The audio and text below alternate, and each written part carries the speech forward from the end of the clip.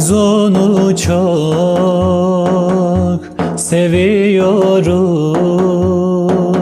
hasret ile yanıyoruz. Canım feda ediyoruz Can Ahmet'e, Muhammed'e, Can Ahmet'e, Muhammed'e. Ya Nebi, aşkın yakar yüreğimi. Ya Nebi, sevdan yakar şu kalbimi.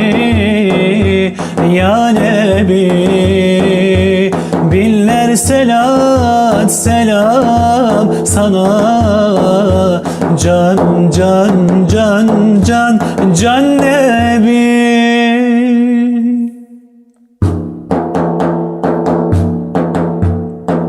Sen gidince neler oldu?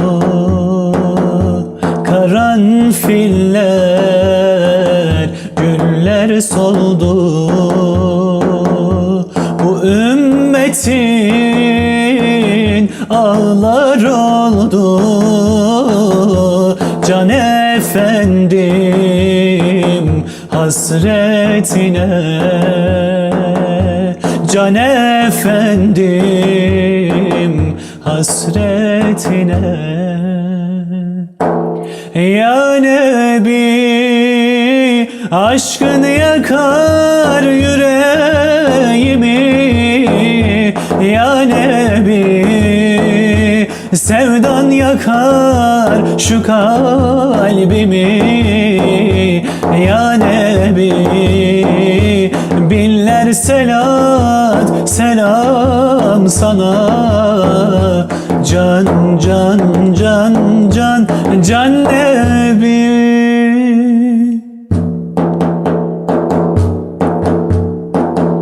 Güneş gibi nur dağında doğdun üstümüze doğru.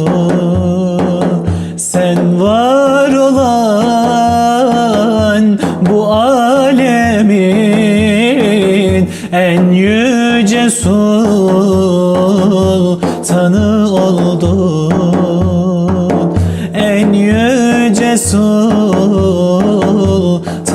oldun. Ya Nebi, aşkın yakar yüreğimi. Ya Nebi,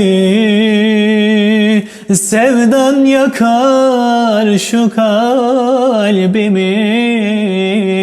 Ya Nebi, binler selat selam sana. Can, can, can, can, can Nebi. Ala Resulina Muhammedin salavat.